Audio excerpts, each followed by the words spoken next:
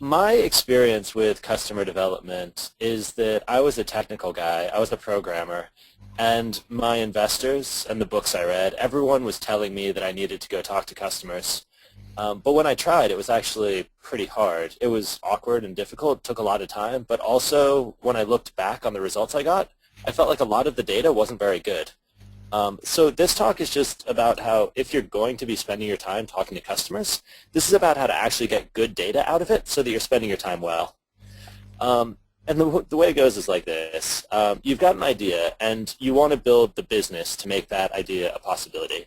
But the big idea of lean startup is that you don't do it all in one jump. Instead, you build these little stepping stones. You make your minimum viable products. You build experiments. And talking to customers is one of these stepping stones.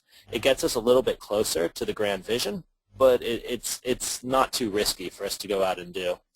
And it's important. Every startup that gets built is different. There's a different series of stepping stones, a different series of jumps.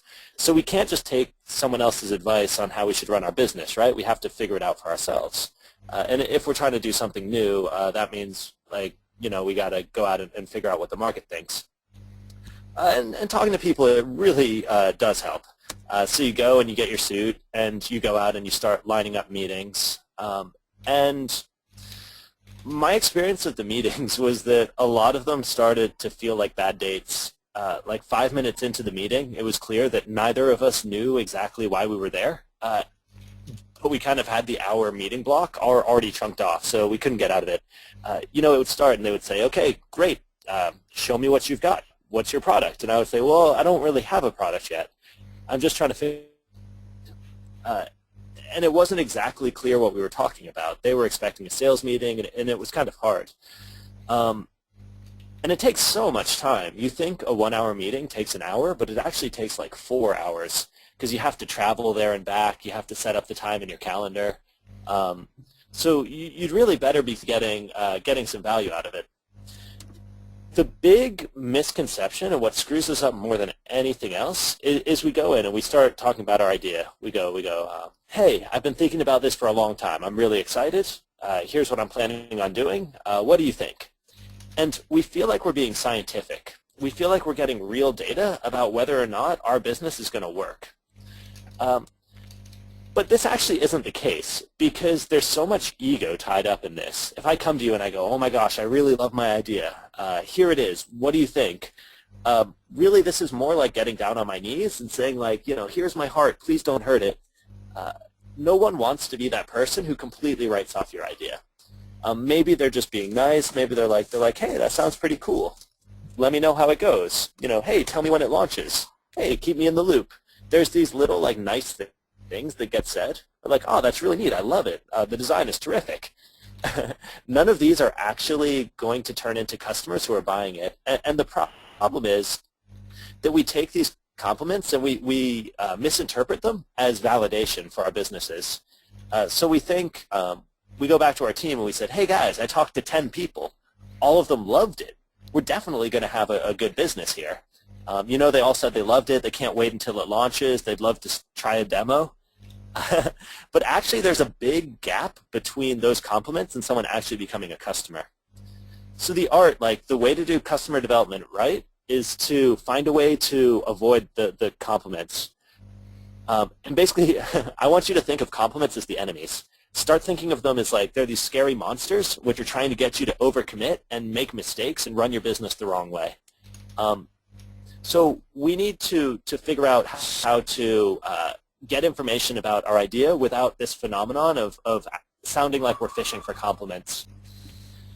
And how do we do that, right? Because if I'm trying to figure out if my idea is good, but as soon as I start to talk about my idea, people lie to me. I'm in a real tricky situation. And the solution to that is related to knowing kind of where you're at as a startup.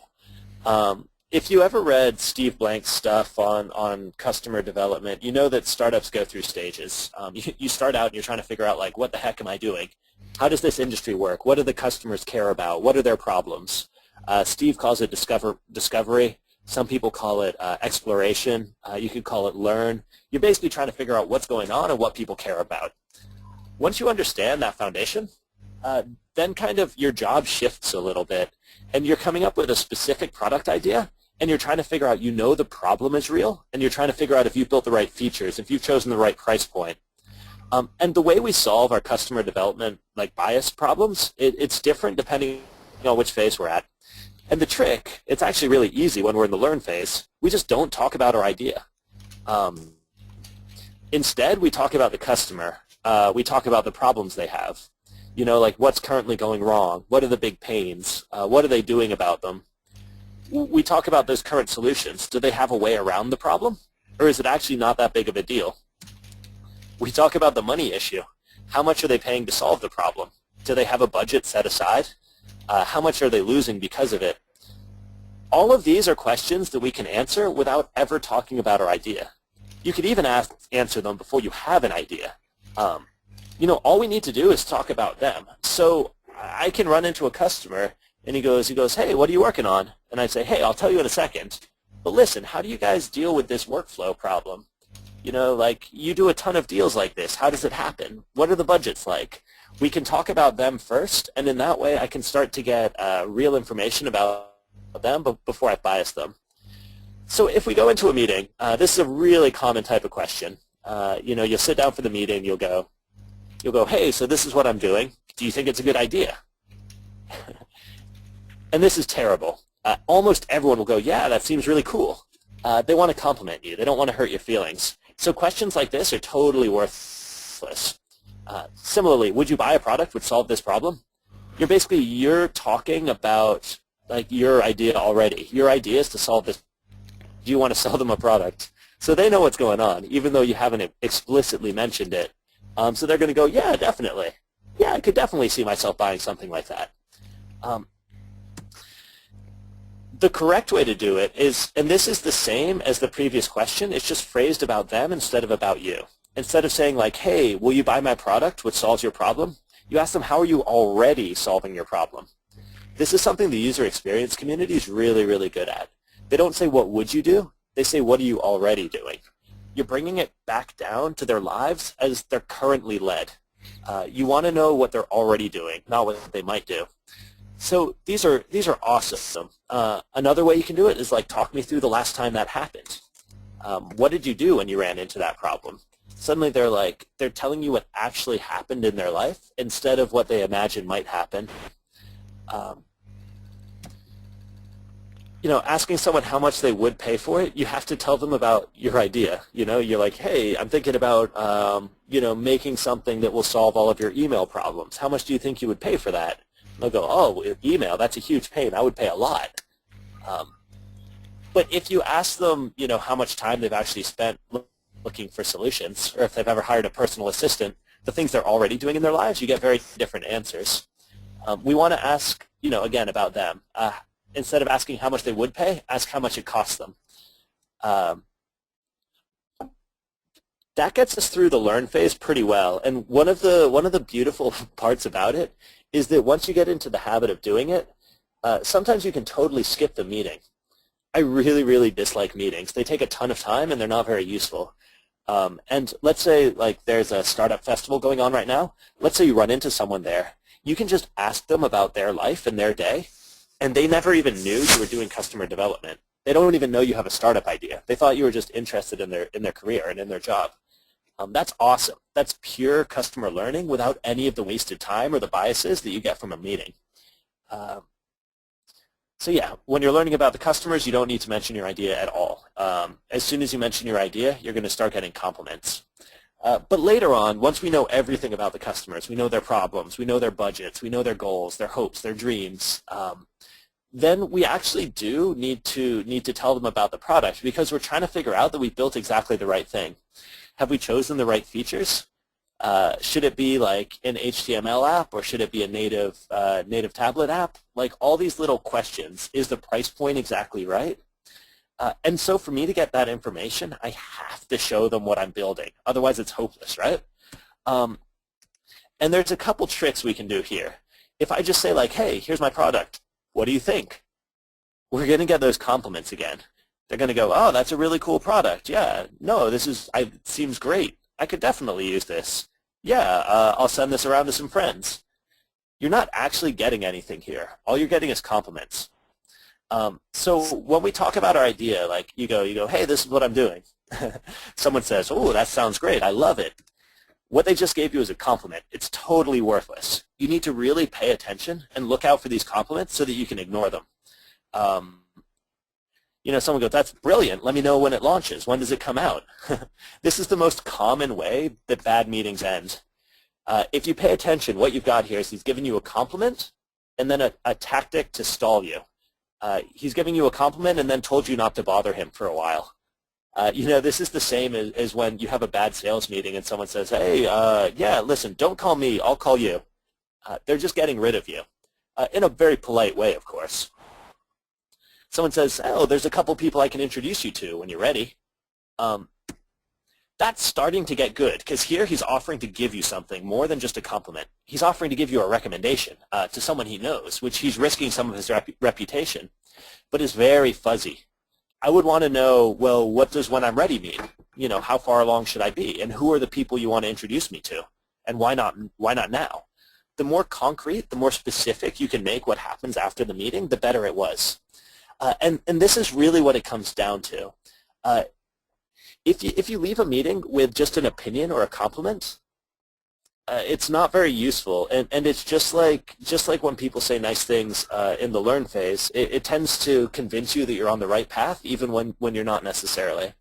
Like someone saying, I would definitely buy that. It sounds great, and we get so excited, but it's actually really, really dangerous, because people are always really optimistic about what they will do in the future. Someone goes, oh yeah, I'm definitely going to join a gym. Yeah, I would definitely buy this thing to fix my inbox. But then when you actually come and you're like, well, I built it, it's ready, pay me, they go, ooh, no, I'm not so sure.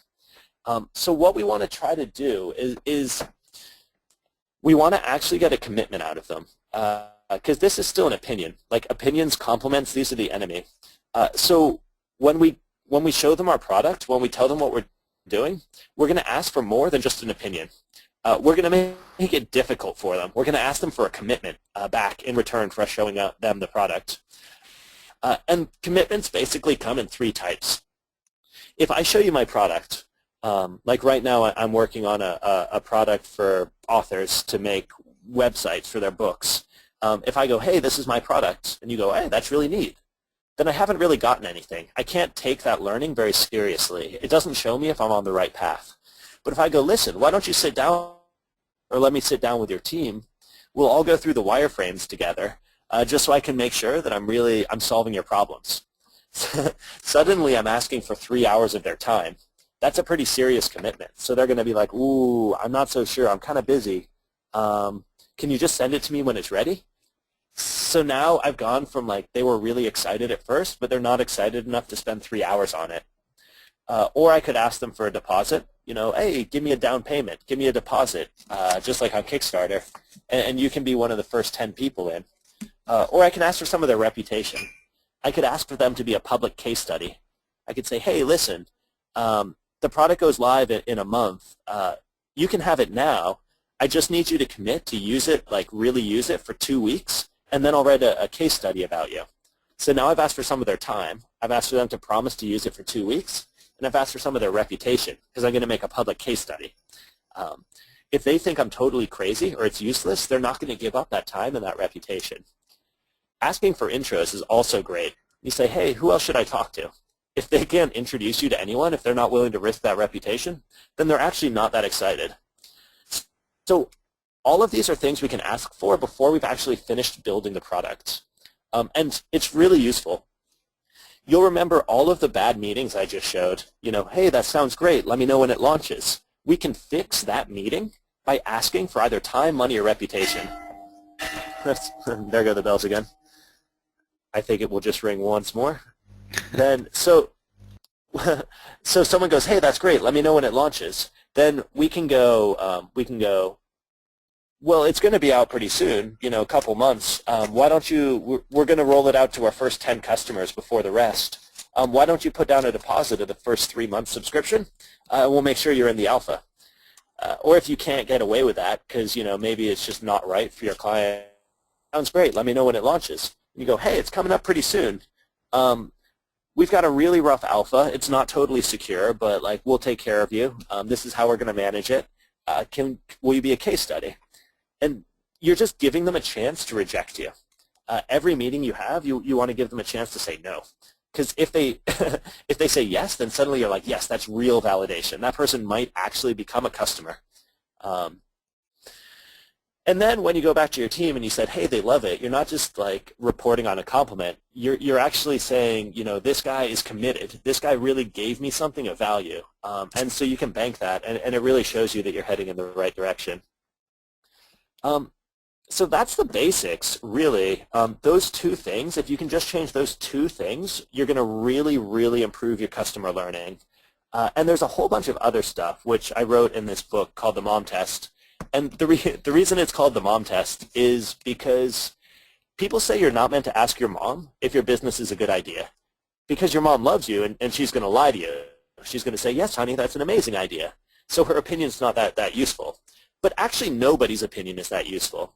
So to me, the sign of good customer development is you're asking your questions in such a good way. You're talking about the customer and you're asking for commitments that even your mom can't lie to you. So you can get good customer learning from anybody. One last tip I'm going to give you, and then I'll summarize the two big learnings, and then we'll open it up for questions, is that this stuff really takes a ton of time, but it doesn't need to. When I first did customer development, I spent 3 months full-time. All I was doing was talking to customers. That's insane, right? That's like 3 months of a founder's time, and you're not actually building your business. This stuff, when you do it well, it goes pretty quick. You start to hear the same stuff from 3 to 5 people, that's probably enough.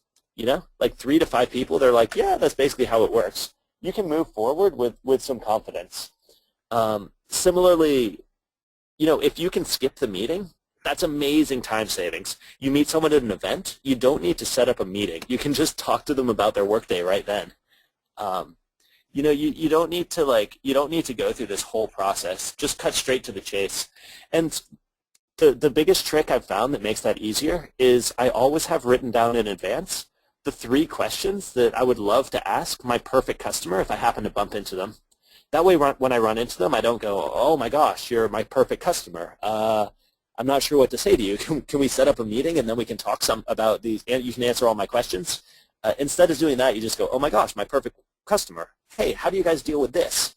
You're straight into the actual customer learning. And that's the point, right? The point isn't to do a bunch of interviews for no reason. The point is that by the time we've launched our product, we already have customers lined up who we know are going to buy it because we know who they are, we know what they care about, we know what problems they're trying to solve. So, yeah, as much as you can, skip the meeting, make it faster. You do that by knowing your questions in advance. And the 2 ways to fix your customer development, the 2 big thoughts, if you're trying to learn about customers, don't talk about your idea. Never mention it. As soon as you mention your idea, you're going to get compliments instead of facts.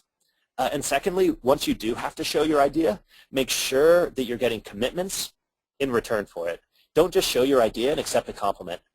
Always push one step further. They go, ooh, I love it. You go, hey, you want to put down you want to pre-order it? Hey, I love it. Ooh, you want to be a case study?